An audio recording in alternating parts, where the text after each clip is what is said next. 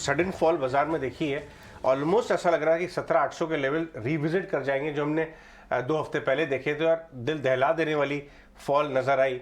उसके पीछे के कारणों के बारे में बात करते हैं। हमारे साथ मनीष जैन जुड़ रहे हैं, एम्बिट कैपिटल के सीनियर फंड मैनेजर हैं और बहुत इंपॉर्टेंट फंड चलाते हैं। मनीष, आज हम आपके फंड के बारे में नहीं, लेकिन बाजार के स्ट्रक्चर के बारे में आपसे समझना चाहेंगे। जो सडन क्रैक आया है, कौन सी चिंताएं हैं बाजार के दिमाग पे आपके हिसाब से? क्योंकि ये फेड वाला मामला तो कुछ नया नहीं है, ये तो पहले से ही मालूम है कि फेड शायद ओवरशूट करेगा हार्डनिंग में। तो ये मामला बिगड़ा कहाँ पे है? नहीं, तो आपकी बात बिल्कुल सही है कि जो कल फेड की बॉडी लैंग्वेज थी उसमें कुछ बहुत ज्यादा चेंज या बहुत ज्यादा बदलाव नहीं आया है। आई थिंक मार्केट की एक्सपेक्टेशन ऑलरेडी यही थी कि इस साल शायद रेट कट देखने को ना मिले, और एक बार जब वो रेट हाइक्स खत्म होंगे उसके बाद एक लंबा सा पॉज होगा। सो शायद कारण ये नहीं है। मुझे जहां तक लगता है कि मार्केट पिछले कुछ दिनों से दो कारणों से ज्यादा वीक लग रहा है। 18,500 18,600 टच करने के बाद वहां से मार्केट काफी रेंज बाउंड रहा है, और आज 18,000 तोड़ने के पीछे आई थिंक सबसे बड़ा कारण ये है कि अब कंपनियों ने अपनी guidance, pre quarterly result announcements शुरू कर दिया, और वो हमको कई सारे स्टॉक्स में दिख भी रहा है। जैसे बजाज फाइनेंस अगर आप आज देखें तो 6-7% डाउन है। पेंट सेक्टर में, डिस्क्रिशनरी कंजम्पशन में, एफएमसीजी में एक्सपेक्टेशंस है कि वीकनेस थोड़ी मार्केट में रहेगी, ग्रोथ शायद उतनी अच्छी नहीं है, रूरल ग्रोथ शायद बहुत ज्यादा अच्छी नहीं दिख रही है। सो मुझे लगता है एक बड़ा कारण ये है कि क्वार्टरली रिजल्ट्स जो आने वाले हैं आईटी सेक्टर में भी और जगहों पे जहां पे वीकनेस दिखने वाली है, लोगों का एक्सपेक्टेशन ऐसा बिल्डअप हो रहा है कि वीकनेस दिखेगी। कुछ एक मार्केट वो ओवरऑल बिल्डिंग कर रहा है, और दूसरा मुझे ये लगता है कि शॉर्टिंग और एफआईआई का सेलिंग प्रेशर थोड़ा इंटेंसिफाई हो रहा है इस जगह पे यहाँ पे। एंड पिछले महीने का अगर आप डीआईआई का नंबर भी देखें तो net of FII, net of SIPs, overall net outflow था। तो मुझे ये लगता है कि यहाँ से भी मार्केट आगे अगले 1 से 2 महीने तक, जब तक कि बजट, अगली आरबीआई की मीट, ये सब इन decisions out of the way थोड़े नहीं हो जाते, तब तक मार्केट इसी तरह वॉलेटाइल और इसी तरह रेंज बाउंड रहने वाला है, ऐसा मेरा व्यू बन रहा है। Okay, alright. सो मनीष, ये बड़ी रीजंस आप बता रहे हैं कि जिस वजह से मार्केट में इस वक्त क्रैक देखने को मिल रहा है, लेकिन हालांकि ये सवाल थोड़ा टेक्निकल जरूर है। टेक्निकल लेवल्स यहाँ पर बात ये की जा रही है कि अगर यहाँ से 100 डीएमए को भी अगर तोड़ देता है निफ्टी, शायद बात 200 डीएमए की भी हो रही है कि उसे भी ब्रेक करता है, तो हम नीचे के लेवल्स, काफी लोअर लेवल्स रिविजिट कर लेंगे। कितना डाउनसाइड ओपन हो सकता है? मैं पिछले 1 साल से यही देख रहा हूँ, right, at different points of time market में व्यू लोगों का ये बनता है जब मार्केट 18,500 के आसपास जाता है तो कि वापस से शायद बुल रन आ गया है, फिर करेक्शन आती है 16,500 16,800 के आसपास, मार्केट वापस वहां से रिबाउंड मार जाता है। सो मुझे ये लगता है कि जब तक सारा मैक्रो इकोनॉमिक एनवायरनमेंट सेटल नहीं हो जाता, आरबीआई फेड की टाइटनिंग नहीं सेटल हो जाती, इन्फ्लेशन कंक्लूसिवली अंडर कंट्रोल नहीं आ जाता, बजट कैसा रहेगा, क्या डायरेक्शन में, कैसी स्पेंडिंग रहेगी, रूरल पे कितना फोकस रहेगा, ये सारी अनसर्टेनिटीज जब तक नहीं चली जाएगी तब तक मुझे ये लगता है कि मार्केट रेंज बाउंड रहेगा। मार्केट इसी तरह 17,000 16,800 से लेके 18,500 के बीच में यो करता रहेगा, इसी तरह ऊपर नीचे चलता रहेगा।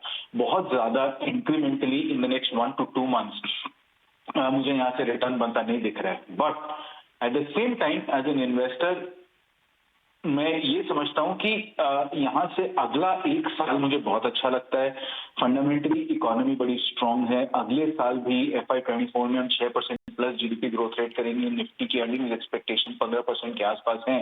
सो अगर मार्केट में करेक्शन आता है तो मैं उसे as a buying opportunity use करूंगा rather than panicking, because fundamentally India शायद कंप्लीटली डीकपल्ड तो नहीं है बट इंसुलेटेड जरूर है एक्सटर्नल प्रेशर से।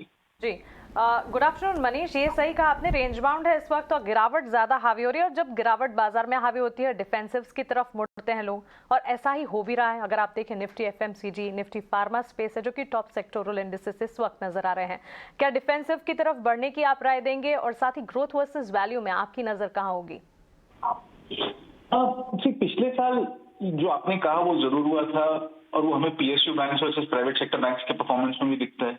पीएसयू बैंक ने 80% रिटर्न दिया है, प्राइवेट सेक्टर बैंक्स ने 20-25% ही रिटर्न दिया है, जबकि loan growth, asset quality, right, NIM across the board सबके सही ही रहे हैं। ऐसा नहीं है कि कोई परफॉर्मेंस में बहुत मेजर या वास्ट डिफरेंस था।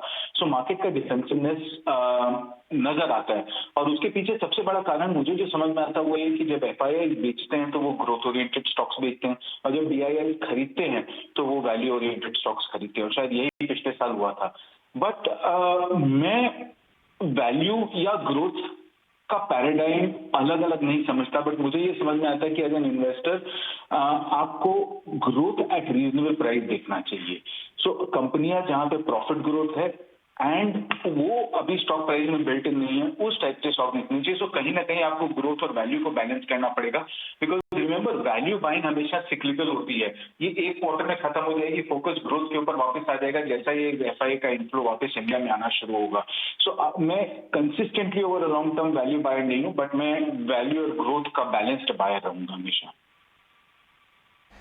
मनीष, एक आखिरी सवाल, ये जो पॉइंट आपने बोला, अगर एफआईआईज की सेलिंग एग्रीवेट होती है यहाँ से अगले कुछ महीनों में, पिछले साल तो हमने देखा पूरा एफआईआई आउटफ्लो डोमेस्टिक इन्वेस्टर ने एब्जॉर्ब कर लिया, क्या आपको वो ही ट्रेंड इस बार भी प्ले आउट होता नजर आता है? क्योंकि आप बहुत सारे डोमेस्टिक इन्वेस्टर्स से बात करते होंगे अपने फंड के लिए भी, अदरवाइज भी, या आपको ये फियर हो ये भी एक रिस्क है कि शायद उस मात्रा में एब्जॉर्ब ना हो, उतनी तेजी से डोमेस्टिक इन्वेस्टर्स ना आए जैसे एफआईआईज सेल करें? पिछली बार तो हो गया था।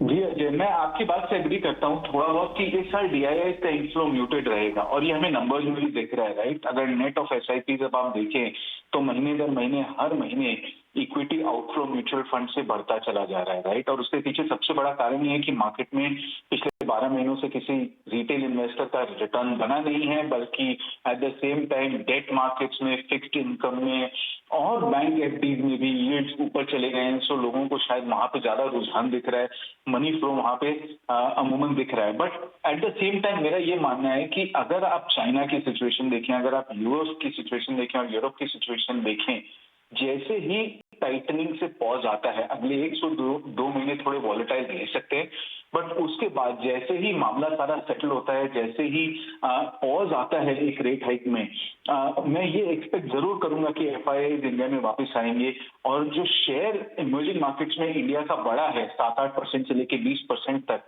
ओवरऑल फ्लो में, वो मेंटेन रहेगा। मुझे नहीं लगता कि यहाँ से चाइनीज इकोनॉमी बहुत जल्दी रिबाउंड मारेगी या यूरोपियन इकोनॉमी बहुत जल्दी से यहाँ से रिबाउंड करेगी। सो इन दैट सेंस अगर इस साल भी एफआईआई फ्लो इंडिया में नहीं आएगा तो मैं बहुत सरप्राइज रहूंगा। मेरी उम्मीद यही है कि इस साल एफआईआई इंडिया में नेट बायर्स रहेंगे और काफी अच्छी मात्रा में बायर्स रहेंगे।